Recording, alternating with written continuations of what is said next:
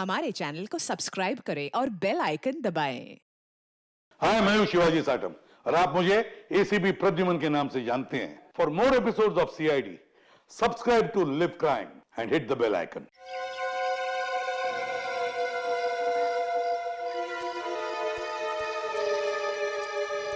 ये आदमी कर क्या रहा है अंदर? बाहर निकलने का नाम ही नहीं ले रहा। सो गया है क्या अंदर? कमाल के लोग, दूसरे के टाइम की तो कोई वैल्यू ही नहीं।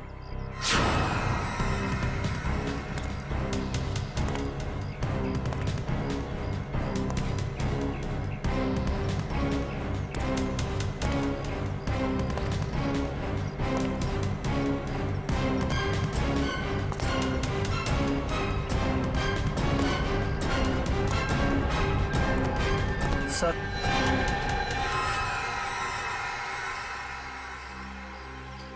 इतना लेट? ये सर्विस है तुम्हारे रिजॉर्ट की? सॉरी सर, आपने कैंची मांगी थी, वो तो नहीं मिली। चाकू लेकर आया, इससे काम हो जाएगा। और तो ब्लडी लाउजी पीपल, 10:30 हो गए, मीटिंग्स करनी है, अपॉइंटमेंट्स है, और अंदर ये आदमी बैठ के धरना दे रहा है। सर, आप अंदर नहीं जा सकते सर। हेलो भैया, सुन रहे हैं आप? ओ भाई साहब, जल्दी कीजिए, मुझे लेट हो रहा है। शराफत नाम की भी कोई चीज होती है, घर ही बनाकर बैठ गए हो। इग्नोर करने की भी हद होती है यार। अरे सुनाई दे रहा है कि नहीं आपको कुछ?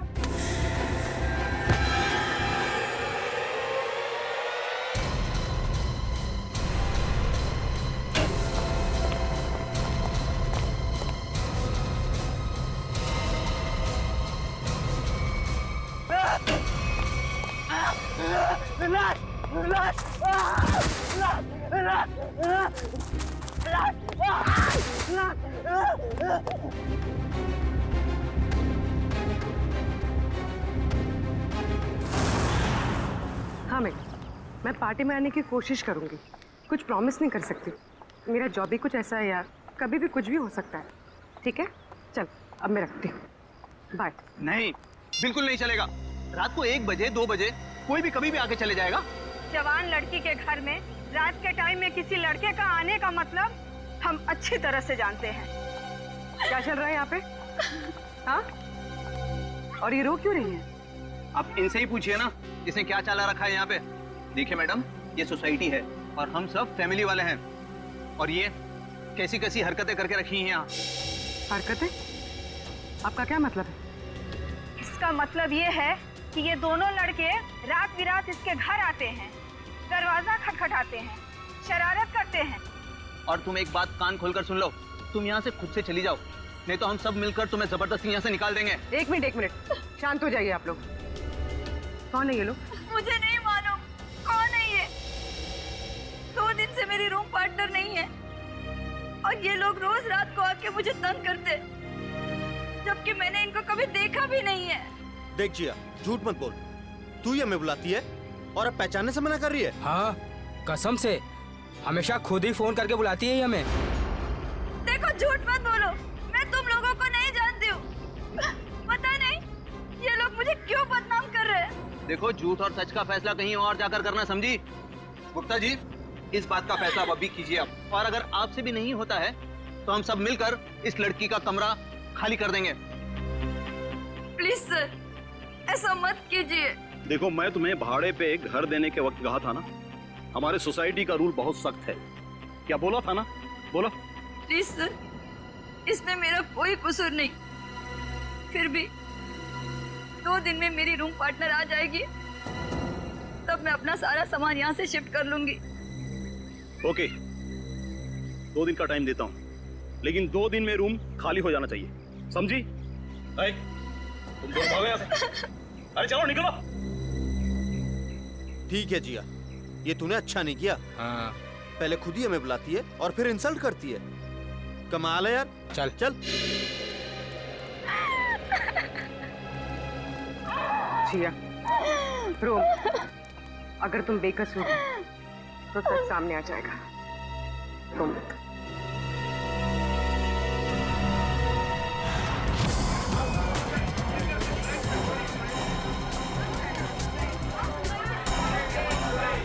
मैडम मैडम मेरा बिल बनाइए फौरन। सुनिए सुनिए, जरा शांत हो जाइए। देखिए, यहाँ पर खून हुआ है। जब तक हमारा इन्वेस्टिगेशन पूरा नहीं होता कोई ये होटल छोड़कर नहीं जाएगा। मैडम आप भी ध्यान में रखिए, कोई भी गेस्ट नहीं जाएगा यहाँ से, समझे?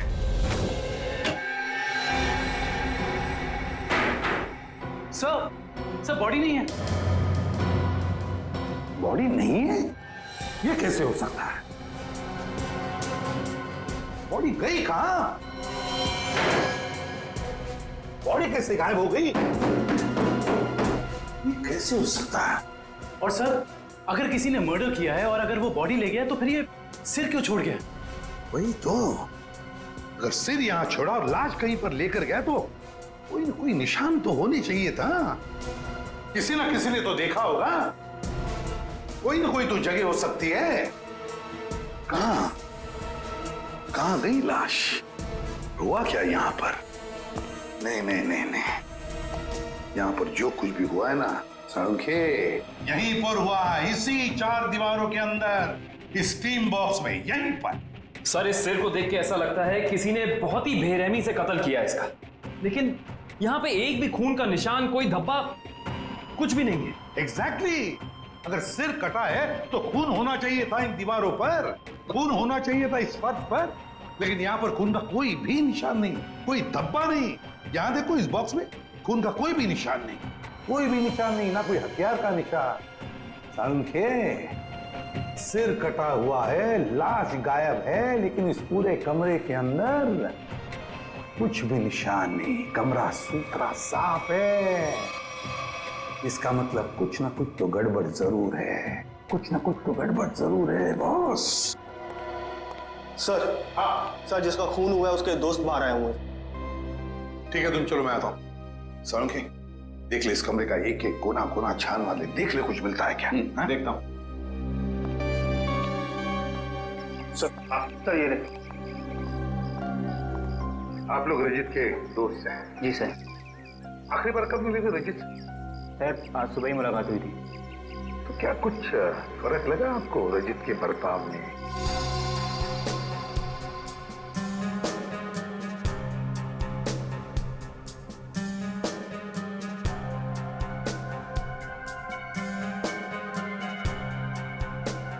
सर ऐसी तो कोई बात नहीं है।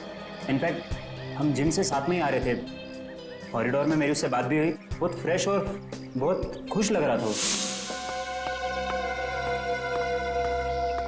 अरे रजित, कैसी रही तुम्हारी मसाज? हाँ, हल्का महसूस कर रहा हूँ। सेमिनार के लिए आए पर ऐसा लग रहा है वेकेशन के लिए आए हैं। मुझे लगा तुम वाकई में वेकेशंस के लिए ही आए हो। अरे कहीं सेमिनार में सो मत जाना। नहीं, मैं आधे घंटे के लिए स्टीम बात कर लूँ, फिर टॉक्सिन्स भी क्लीन हो जाएंगे और मैं फ्रेश भी लगूंगा। सर उसके बाद हम दोनों यहाँ स्टीम रूम में आए और वो स्टीम रूम का अटेंडेंट रिकी, सर रिकी ने ही स्टीम रूम तैयार किया था रजित के लिए।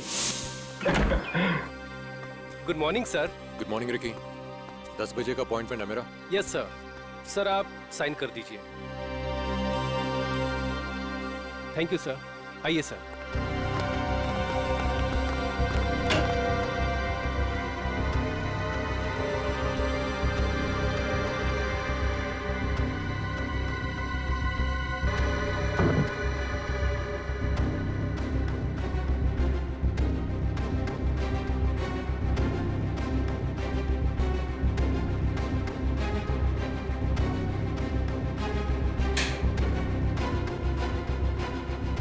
कितना टाइम लगेगा?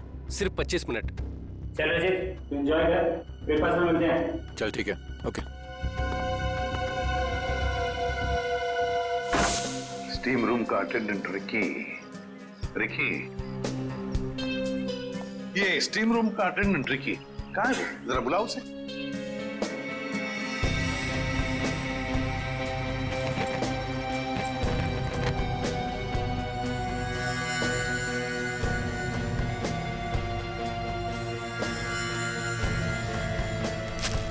सर वो जब से हादसा हुआ है तब से गायब है। रिकी इस रिसोर्ट में कहीं नहीं। रिकी गायब है। जब से हादसा हुआ रिकी गायब है। इस रिकी का पता लगाना पड़ेगा। सर सर, खून, एक और लाश उधर है।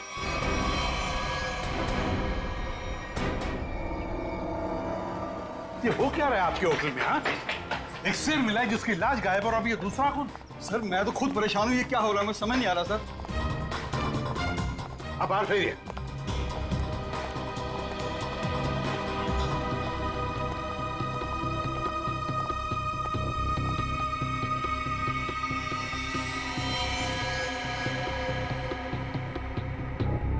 छाती में दो वार किए हैं। सर काफी गहरा है, पूरी ताकत से बात किया गया। हाँ,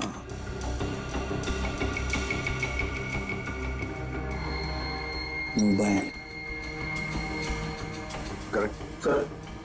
देखो फिंगरप्रिंट चेक करो इस पर। सर, हाँ, ये खाली ब्रीफकेस? स्टील की ब्रीफकेस, वो भी खाली। जरूर इसमें कुछ ऐसा सामान था जिसकी वजह से शायद इसे मारा गया। सर, ये 2 ग्लासेस। दो ग्लासेस?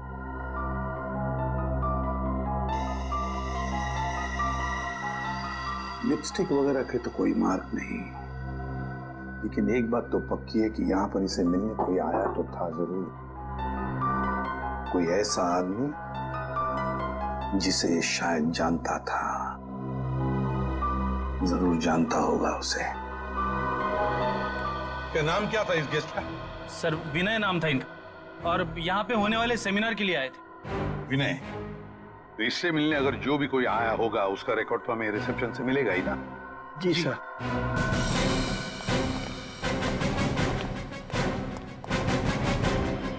देखो विनय के बारे में और कुछ जानना चाहते हैं हम लोग। ये विनय कब आया था यहाँ पर? सर मिस्टर विनय ने आज सुबह ही चेक इन किया था हमारे रिजॉर्ट में, करीब 8 बजे।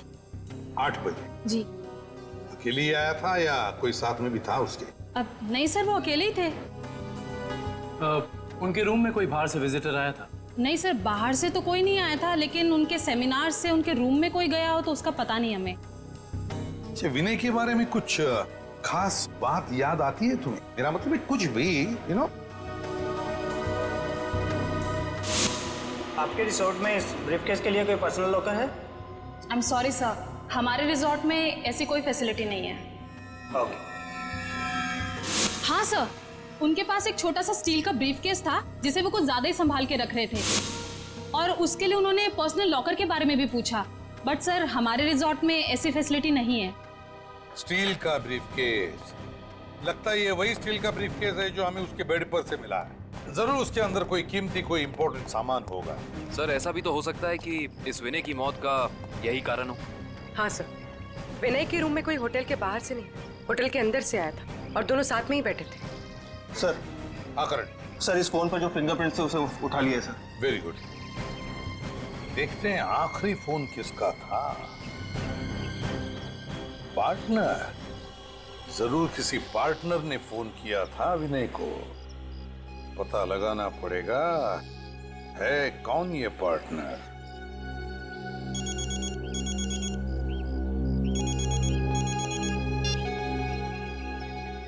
हेलो, हाँ, तुम आज से ही काम शुरू कर दो, ये जरूरी है।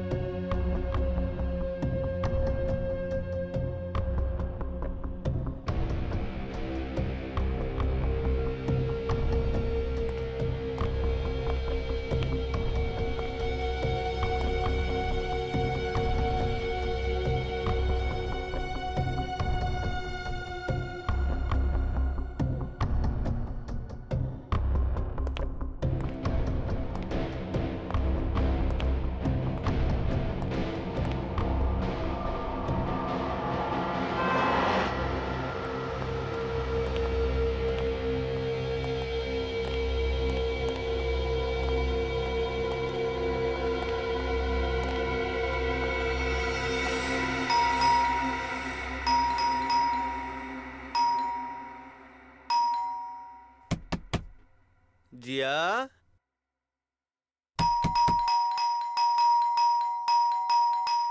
दरवाजा खोलो जिया। जिया, जिया, जिया दरवाजा खोलो वरना तोड़ देंगे हम, बता रहे हैं हम बस। ये इन लोगों का रोज का नाटक है। जिया, दरवाजा खोलो जिया। जिया प्लीज दरवाजा खोलो, प्लीज, नहीं तो हम तोड़ देंगे दरवाजा, बोल दे रहे हैं हम। जिया, जिया, पुलिस को फोन करते हैं, तभी बात समझ में आएगी इनको। जिया, दरवाजा खोलो जिया। जिया,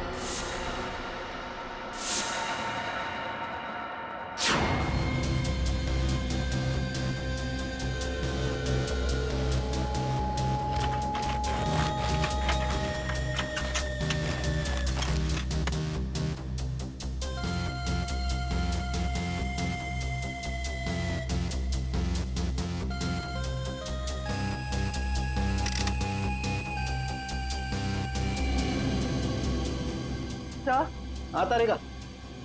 सर इसकी खोपड़ी में एक अजीब बात है। अच्छा, सर इसकी गर्दन पे ना तो किसी चीज से काटने का निशान है और ना ही तोड़ने का। लेकिन कोई ना कोई निशान तो जरूर होना चाहिए। हाँ, कोई निशान तो होना ही चाहिए। अगर हथियार का नहीं है तो किसी और चीज का निशान होना चाहिए जिससे मारा गया। और इसकी खोपड़ी का अंदर का हिस्सा बिल्कुल खाली है। ऐसा लगता है जैसे कि सारी चीजें पिघल कर बह गई हो। ऐसा कैसे हो सकता है तारिका? इसके अंदर कोई मोम तो होता नहीं, खून है, मसल्स हैं, टिश्यूज हैं। हाँ, लेकिन ये खोपड़ी बिल्कुल खाली है। अच्छा तारिका, इसकी खोपड़ी में से जो फ्लूइड निकला था, तुम उस फ्लूइड को चेक करो, उसमें जरूर कुछ ना कुछ मिलेगा।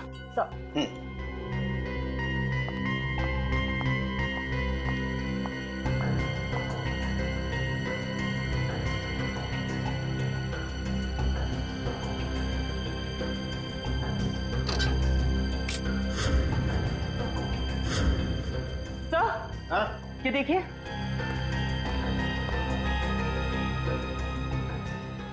अरे एसिड, इसकी खोपड़ी के अंदर एसिड। सर इसका मतलब है एसिड या किसी केमिकल से इसके सर के अंदर के हिस्से और इसके शरीर को पिघला दिया गया और फिर स्टीम बॉक्स के ड्रेन पाइप से बाहर निकाला गया। हाँ, और वो भी 30 मिनट के अंदर। सर ये कैसे हो सकता है? हमने तो पढ़ा था कि कॉन्सेंट्रेटेड एसिड में किसी भी बॉडी को पिघलने के लिए कम से कम 20 घंटे लगते हैं। You're right, श्रेया, 20 घंटे ही लगने चाहिए, लेकिन इस केस में ऐसा नहीं हुआ। एक और बात,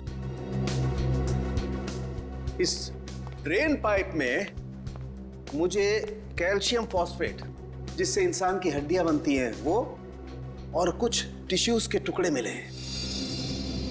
मुझे लगता है जिस एसिड से इस आदमी के शरीर को पिघलाया गया है, यह एसिड किसी की इन्वेंशन है, कोई नई खोज। हाँ सर, उस बॉटल के निचले हिस्से से जो निशान बना था जिस केमिकल से, वो भी एसिडिक है और हमारे किसी केमिकल से मैच नहीं करता। लेकिन सर, अगर इस एसिड ने रजीत की बॉडी को पिघला दिया, तो फिर वो स्टीम बॉक्स क्यों नहीं पिघला? वो इसलिए क्योंकि ये एसिड किसी मेटेलिक चीज को नहीं पिघलाता है, और इसीलिए इस एसिड को कांच की बोतल में रखा गया था। सर फिर तो उसे बहुत दर्द हुआ होगा। नहीं वंश, मुझे नहीं लगता है इसे दर्द महसूस हुआ होगा। क्यों सर?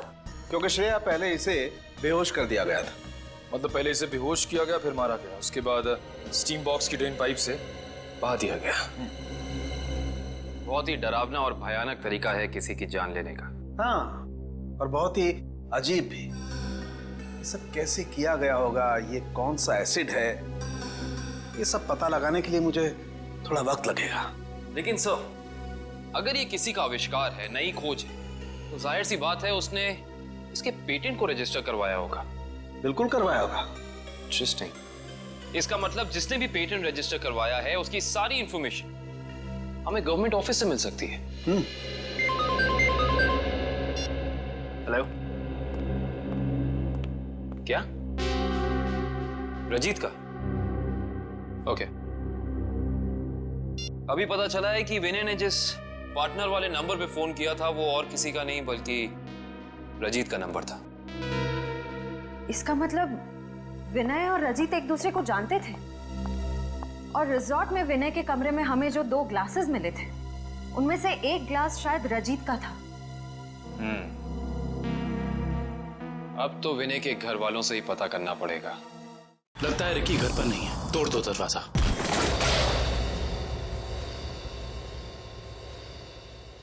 चेक करो।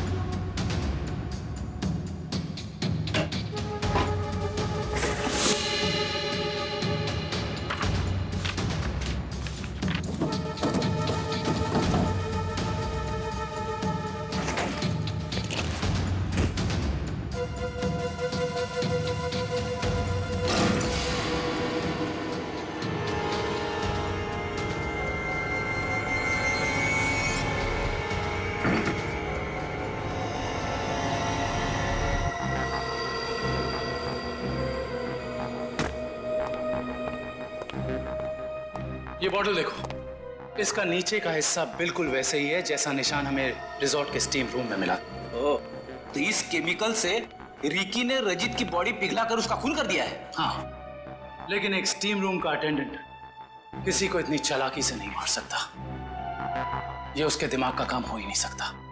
कोई है जो उससे ये करवा रहा है। कौन करवा सकता है ये सब? इसका जवाब तो रिकी देगा। हाँ, और उसके लिए रिकी का मिलना बहुत जरूरी है। चलो बाहर लोगों से पूछते हैं, शायद उसे जाते हुए किसी ने देखा।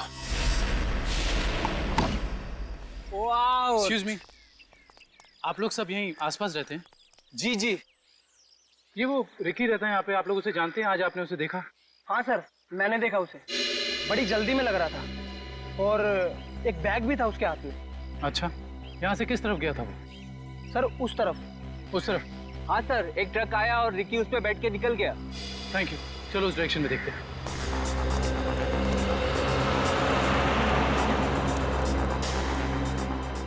ये देखो, यहाँ पे रेत गिरी है, शायद ट्रक से गिरी होगी। इसका मतलब जिस ट्रक में रिकी गया वो ट्रक बिल्डिंग मटेरियल लेके जा रहा था। यहाँ आसपास कुछ कंस्ट्रक्शन चल रहा है, ढूंढना पड़ेगा।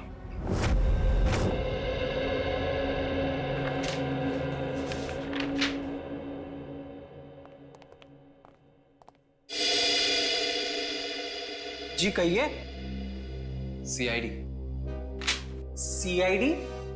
जी, पिछले हफ्ते में जितने भी एसिडिक केमिकल्स को पेटेंट कराया गया है उन्हें रजिस्टर करवाने वालों के नाम और पते हमें चाहिए। केमिकल का कोई नाम भी तो होगा। आप वो फाइल हमें दे दीजिए, हम खुद ढूंढ देंगे। ठीक है।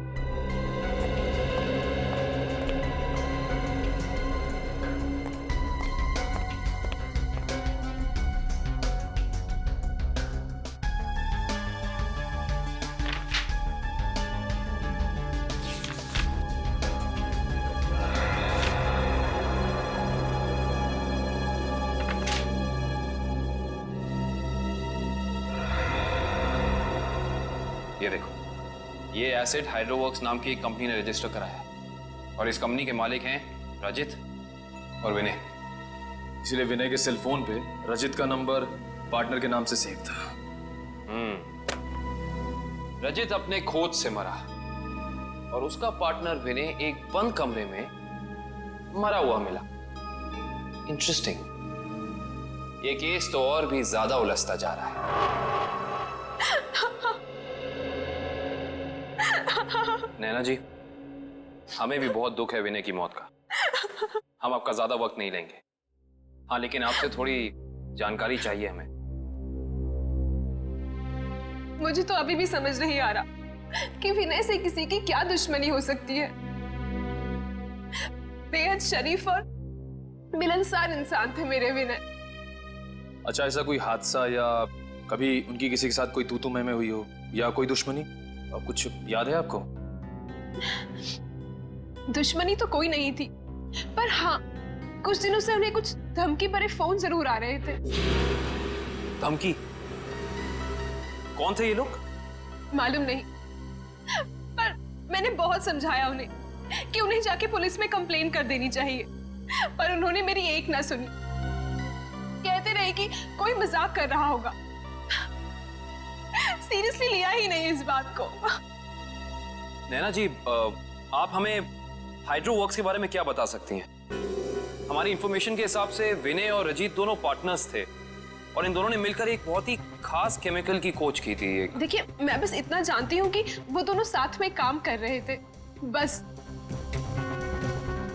देखिए नैना जी, उसी केमिकल का इस्तेमाल करके पहले किसी ने रजीत को और फिर विनय को मार डाला। ऐसा कैसे हो सकता है? वो केमिकल तो विनय अपने साथ लेकर जाने वाले थे, एक ब्रीफकेस में। उन्हें सेमिनार में कुछ पेपर सबमिट करने थे और वही उन्हें रजत से भी मिलना था। अच्छा नैना जी, क्या पहले कभी ऐसी कोई घटना हुई है जिससे हमें कोई सुराग मिल सके? ऐसा कुछ खास तो नहीं, पर हाँ, कॉलेज के दिनों में जब वो जूनियर कॉलेज में पढ़ते थे तब कुछ तो केस हुआ था जिसकी वजह से उन्हें कॉलेज से रेस्ट्रिकेट कर दिया गया था। अच्छा, वो केस क्या था, कुछ उसके बारे में पता है आपको? देखिए, मैं ज्यादा कुछ नहीं जानती, पर बस इतना पता है कि कुछ तो केस हुआ था जिसकी वजह से उन्हें रेस्ट्रिकेट कर दिया गया था बेवजह। कौन सा कॉलेज था ये? GRN college. Thank you. Vinay और रजीत के खून का इस कॉलेज की घटना से क्या संबंध है, पता करना पड़ेगा।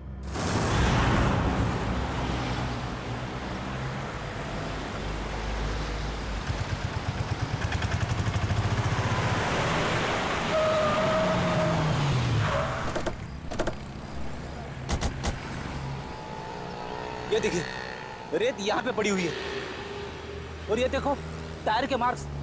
इसका मतलब ट्रक यहाँ पे आके रुक गया था, लेकिन ये कंस्ट्रक्शन का काम भी तो बंद है। यही वजह है कि अब हमें ये पूरी जगह चेक करनी होगी। आओ अंदर चलकर देखते हैं।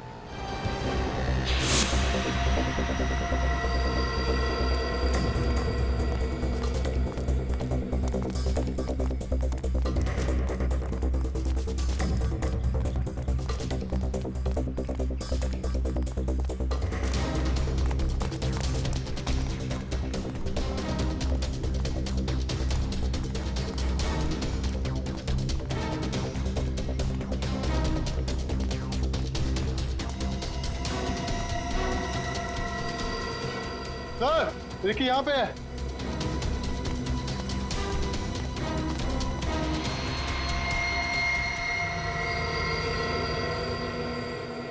रिकी, रिकी, ये तो ठंडा पड़ गया। हाँ सर, इसकी स्किन भी कड़क हो गई है। पहले से हॉस्पिटल पहुंचाओ।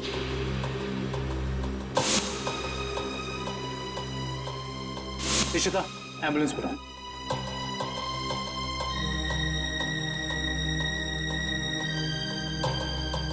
इसके शरीर पे जेल जैसा कुछ लगा हुआ है, जिसकी वजह से इसका शरीर अकड़ गया होगा। और ये देखिए, आसपास के पत्थरों पे भी जेल जैसा ही है।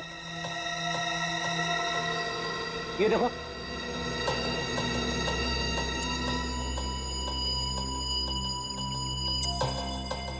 ये जेल क्या है इसके बारे में तो पता करना होगा।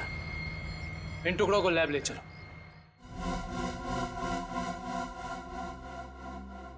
जिस तरीके का केमिकल हमें क्राइम स्पॉट पे मिला है, उसी तरह का केमिकल मैंने बनाया है और ये केमिकल मैं इस बॉक्स में डालता हूं। अरे का बॉडी टेम्परेचर मिला? नॉर्मल है सर। गुड। इस स्टीम बॉक्स में जो बॉडी है, ये लगभग इंसान की बॉडी की जैसे ही है। आपका कहने का मतलब है क्लोन की तरह? ऐसा ही समझ लो। अब इस मशीन में हमने जो केमिकल डाला है, उसकी स्टीम हम इस स्टीम बॉक्स में पास करते हैं। लगभग 30 मिनट तक हम स्टीम पास करते हैं। उसके बाद देखते हैं क्या होता है।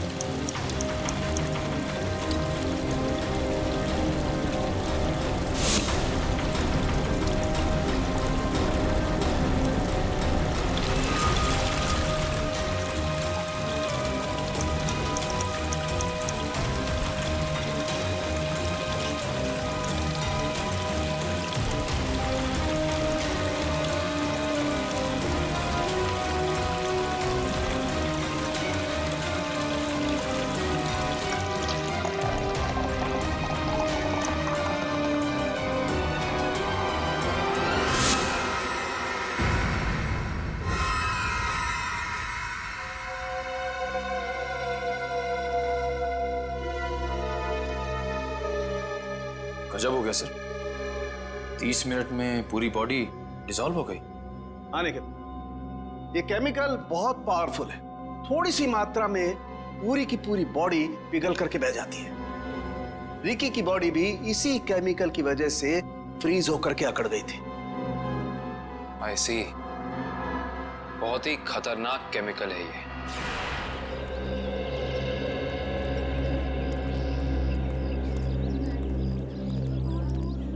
एक्सक्यूज मी, हम लोग सीआईडी से 2005 के केस के सिलसिले में आपसे थोड़ी पूछताछ करनी थी।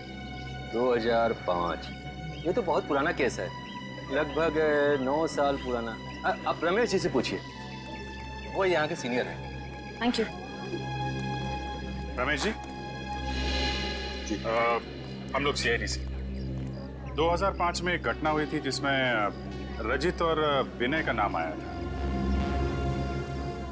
रजित और विनय? सर क्या है कि हर साल इतने लड़के लड़कियां आते हैं तो नहीं, उस केस में इन दोनों लड़कों को रेस्ट्रिकेट किया गया था। रेस्ट्रिकेट? अरे हाँ, याद आया। उस साल कॉलेज के एक स्टूडेंट की मौत हो गई थी और इन दोनों लड़कों का नाम भी उस केस से जुड़ गया था। काफी बवाल हुआ था। ये स्टूडेंट कौन था और उसकी मौत कैसे हुई? मैडम, बहुत अजीब तरीके से हुई थी। ये किस्सा लेबोरेटरी में हुआ था।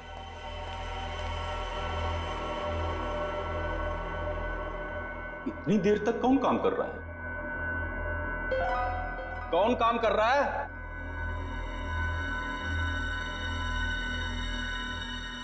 अरे भाई, खोगे का काम में जवाब तो दो। कब तक काम करोगे? अरे चुप क्यों हो? बताओ, मैं लेबोरेटरी बंद करूं या खुली रहने दूं?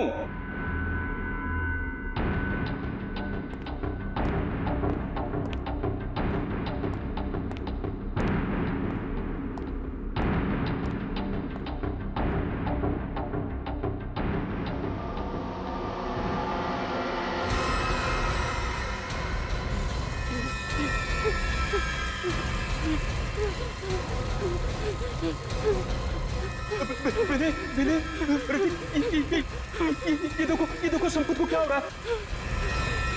सर बचाइए इसे, प्लीज सर बचाओ इसे। सर देखिए ना संपत को क्या हो रहा है। सर देखिए ना। क्या कुछ करो भाई। सर क्या हो रहा है, देखिए ना सर बहुत भयानक था वो। ऐसा मैंने पहले कभी नहीं देखा था। एक आदमी खड़ा था और खड़े खड़े पिघल गया। संपत नाम था उसका, पुलिस केस भी हुआ था और विनय और रजित को रेस्ट्रिकेट किया गया था। इस केस से जुड़ी सारी फाइलें चाहिए। हेलो, कहाँ? कौन से रेस्टोरेंट? ठीक है, मैं पहुंचती हूँ। नजर रखना।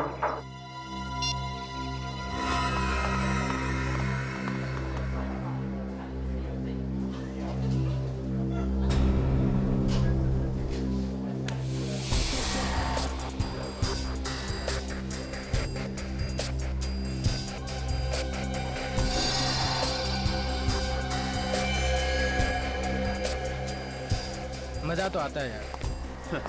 अरे काहे का मजा यार? पता है, रात को जैसे ही जाते हैं ना उसके घर के सामने, तभी चौकीदारों को पटाना पड़ता है।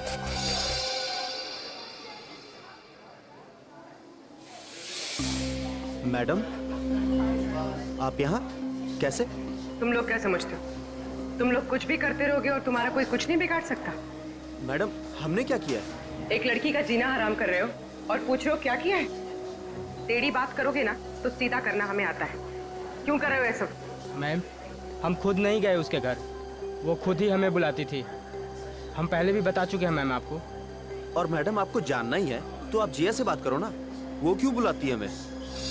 वो झूठ नहीं बोलती है। सर हम सच बोल रहे हैं सर, हमारा यकीन कीजिए प्लीज। हाँ जानता हूँ, राजा हरिश्चंद्र के चेले हो ना तुम लोग। देखो, लास्ट चांस है, सच सच बताओ, उस लड़की को क्यों परेशान कर रहे हो? और अगर सीआईडी का तरीका अपनाऊंगी ना तो तोते की तरह बोलना शुरू कर दोगे।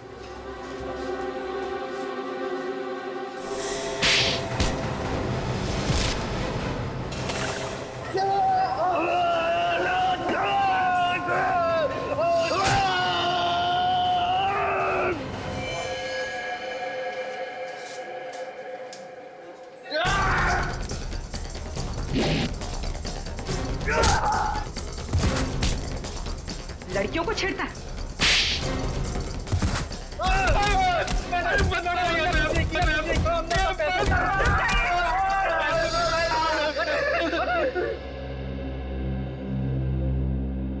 किसके कहने पे किया ये सब? एक्सपेरिमेंट हो रहा था साइंस लैब में 2005 में और बेस्ट इन्वेंशन करने वाले को स्कॉलरशिप मिल रही थी। ये तो स्टूडेंट पिघल के मर गया था संपत। इसने एक स्पेशल एनेस्थीसिया बनाया था बेहोश करने की दवा जो किसी भी मसल को 5 मिनट के लिए फ्रीज कर सकती थी। और ये रजित और विनय, इन्होंने एक ऐसा केमिकल बनाया था जो किसी भी चीज को 30 मिनट के अंदर पिघला सकती थी। सर ये देखिए।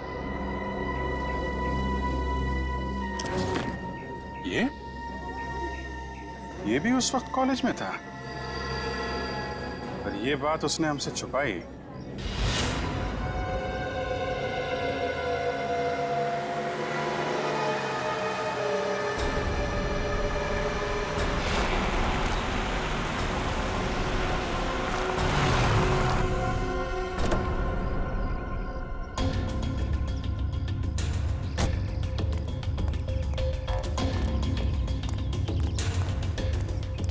पैसे लिए?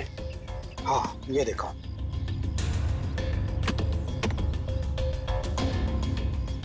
अब खुश? गुड। ये रहा तुम्हारा सामान।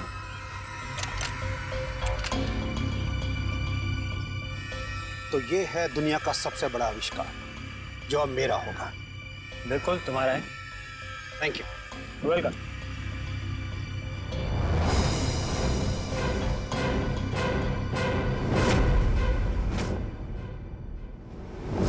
ये चुप चुप के क्या कर रहे हो? हैं? क्या कर रहे हो चुप चुप के?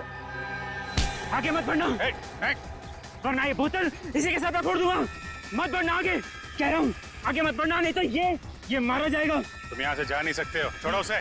आगे नहीं बढ़ना, कहा ना, मैं झूठ नहीं बोला, झूठ नहीं बोला मैं। पीछे रहो, आगे मत बढ़ना।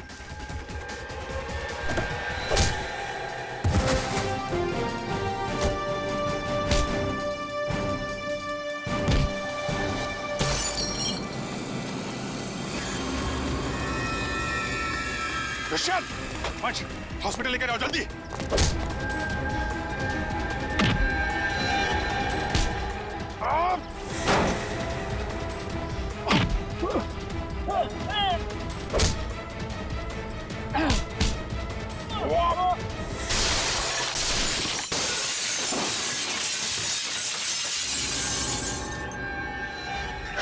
हाँ, मैं नहीं मारा उसे।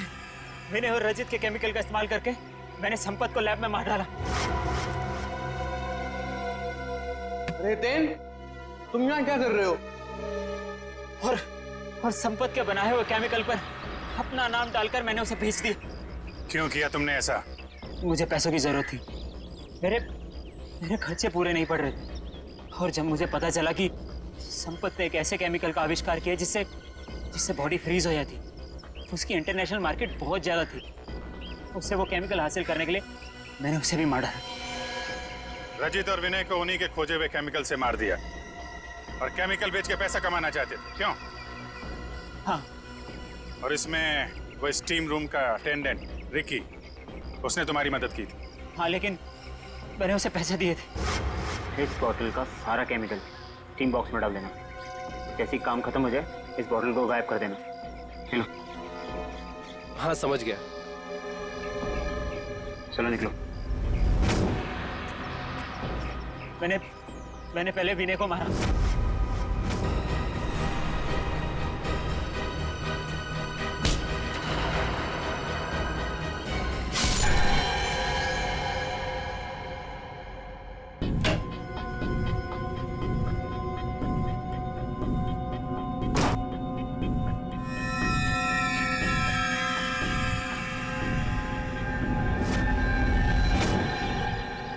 और फिर रिकी की मदद से मैंने रजित को खत्म कर दिया।